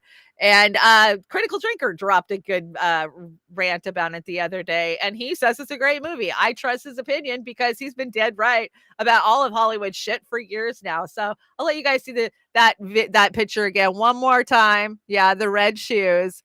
I'm not going to go into depth because I'm on YouTube this morning, but the Red Shoe Society is real, and it's been around since pre-World War. It's probably been around since like Aleister Crowley, I would think. I mean, when you go and you look at what Aleister was doing, that's a lot of this shit came from. Here's a message from Mel Gibson. Interview, Mel Gibson made a number of cryptic references to a dark and evil side of Hollywood that he personally encountered. When I came over here, I was in my mid-20s. Right. The first time I really came over here. You know, I had a whole bunch of weird paranoid suspicions about what the hell was going on because there was a lot of stuff I couldn't understand. Right. And nobody was really bothering to explain it to me. They don't. And and I formed a bunch of opinions about the town and about the people in it that were like, surely that couldn't be. Couldn't be. Because they don't eat babies. A whole place can't be like, you know, weird town. You know, they don't all eat babies. And all the people are in the bar and they all shut up when he looks at them. And they tell you don't go into the house on the hill. And it's like that. And then you go away and you think, no, I was wrong. I mean, that's insane thinking. I'm paranoid. I imagined that stuff. That couldn't be the reason for why so-and-so was acting like. Could it? And then you find out later on the track that you are exactly on track with a lot of this stuff. Not specifically on track, but that you could, that some of your worst nightmares were real at the time. And you think, a place like this can humiliate you. And it can humiliate you, it can be humbling. I mean, it does rip your life to pieces if you'll let it. Yeah. And it's always pounding at the walls. These little guys, these little heathens with no soul downstairs with horns on their head with a battering ram trying to like beat your wall. That is a real clip, guys. That clip's been around for years and years and years. I remember seeing it probably 2015 or 16. And yeah, it's like audio enhanced or something. And Mel Gibson, he's an actor. Well, it's crazy to me. A lot of the Australian actors and actresses, they pick up an American accent very easily. Look at Margot Robbie. I mean, there's a lot of them, Nicole Kidman, and then they slide back into it. So who knows? I don't know why he didn't have his Australian accent in that, but I know that he actually said that. And he said very similar things in other interviews. So, I mean, we're just pointing out the fact that these predators are out there and they have control. So this LinkedIn co-founder, Reid Hoffman, he went to Jeffrey Epstein's island, his child prostitution conviction, after his child prostitution conviction. So this guy, he's the LinkedIn co-founder, and he's been convicted of child prostitution. He's been to Epstein's Island, and he just became one of the biggest donors to the Joe Biden 2024 campaign. Imagine that. Imagine that. No, it can't just be a conspiracy. He's like a president, but for stupid people. Yeah. Yeah, I probably should have brought that to Uncensored. I'm thinking about changing up Uncensored just because I'm not on YouTube, so my viewing numbers are down, and I feel like production wise, I'm putting too much work into a show that I don't think that it's getting enough traction. So I'm thinking about changing it up, maybe doing an interview show. I got a lot of people that I want to chat with, like Jesse Jett or some of the people in independent media. So I'm thinking about doing that on Friday mornings, and that way it takes some of the pressure off of me from building so many shows because I have to turn around and build Beauty and the Boomer on Fridays too. So content wise, I think it might work. I don't know. We're changing it up. We'll see. Cardiac arrest, diagnosis. I'm just going to show you guys the chart. So there you go. I don't have to say anything. I'm not saying anything. I'm just showing you. Of course, this is from Israel Lab because Israel Lab knows, right? Didn't 99% of their population get vaccinated? Something like that. Something pretty close to that. Pretty sure. And me trying to find all the pro jabbers on social media now. Yeah, they've gone kind of silent lately. Have you noticed that? I have. And Crazy isn't questioning everything. Crazy is accepting everything without doing your own research. Absolutely. Right? But you're not allowed to do your own research. They don't like you doing your own research. Not at all. This is my Gen X moment. This is for all the Gen Xers out there. Y'all used to wear these. Don't think I forgot. I know I did. Oh my gosh, I had them in every color. And let me tell you, they were hell in the rain or snow. I don't know why we would wear those boots out in the rain. For one, the color would run off and turn your socks whatever color you had, and you pretty much just had moccasins with a boot heel. Is all you were wearing. So that was your Gen X moment. Oh, and a stoner corner. Stoner corner made it on here.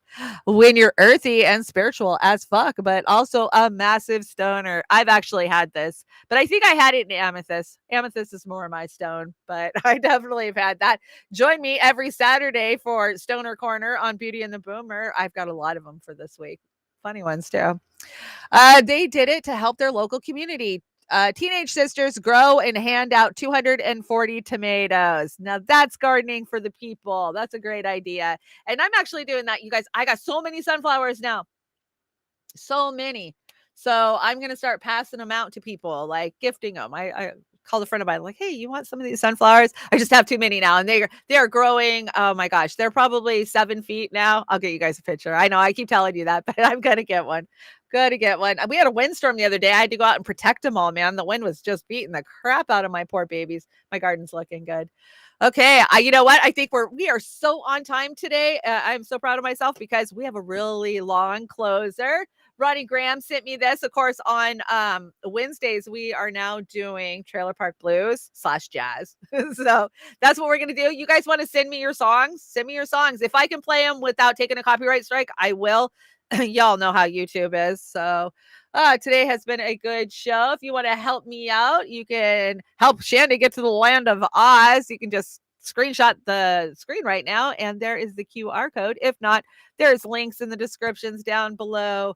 Okay, let's see what's going on this week. Friday. You guys got to join me on Friday night, Rokfin and Patreon only. We're doing a special movie night. It's called Hobo, and I'm going to give you my personal experience. I used to live on a commune in the 90s when this movie was filmed with some of the people that are in the movie, and I'm just excited for you to see it, for us to talk about, the freight jumpers and what we called hobos growing up. I don't think they've called them that in many, many years, but it's a great old documentary from the 90s. So that'll be fun. Rokfin only.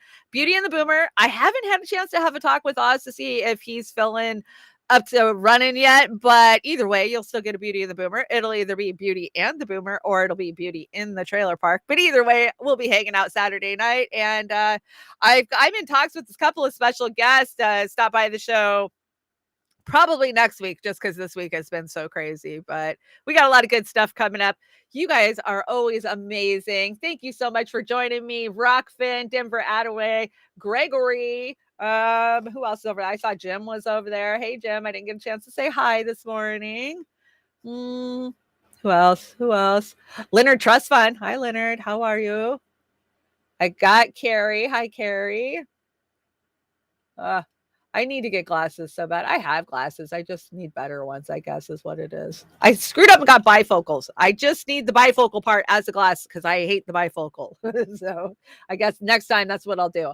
I went and did that $69 2 pairs at American's Best scam. That's a scam, guys. That is a fucking scam, 100%. Like, I think I walked out of there, it was $500, and I got like the cheapest shit I could get. So yeah, that's the eye exam. And I don't know where they're saying that they 2 pairs of glasses because I don't give you shit. So, and on the YouTubes and Kick and Rumble that are all crimed into one, we got Popeye, P-Stuff, Jilly, Go Start. Hey, Vic, I got your email. I'm so sorry, Vic. DC's over there. Who else? Kim, Bad Cookies. Bad Cookies, I'm glad to see you came back. Hi, V. Hi, V. John's here, too. Fuck Biden. Yeah. What is it? Zava? I agree. Well, all of you who joined me. I've been up since like 5 a.m. I'm hitting that first burnout of the day, right? And then I'll hit another one about 3 or 4 o'clock. That's the way it always rolls. But anyways, thank you so much for joining me everywhere, wherever you joined me. And yeah, let's see. What do we got for a closer? Oh, I didn't talk about Julian Assange. Holy shit, guys. Julian Assange. So the UK decision to allow the extradition of Assange is vindictive and a real blow to media freedom, Amnesty, a chilling message to journalists the world over, and the RSF. Implications of journalism around the world can't be overstated. Hashtag free Assange. Get ready, guys. Get ready to protest, because if they extradite Assange, which it sounds like that's where we're heading, we're going to have to bring it full fucking stop here in the United States. We've known this. We'd hope that it didn't come to this. We still hope it doesn't come to this, but I know you guys will be out there supporting all of the free Assange activists, because free Assange. This is insane. Okay, so we are closing today. I've been sitting on this one for a couple of weeks. Ronnie Graham sent it to me. Thank you so much. And please send me your guys' music, and if I can play it, I will. So today we're going out with Curtis Mayfield cover. Of course, Curtis Mayfield is somebody that Dr. Cornel West quotes all the time, right? My brother, he's just chilling. And so I thought we would chill today, and we're going to chill for Move On Up. And this is a Jaden Carlson band cover. So I don't think I'll take a strike for it, but even if I do, it's worth it. You guys have a great Wednesday. Stay cool out there, and I will see you on Friday.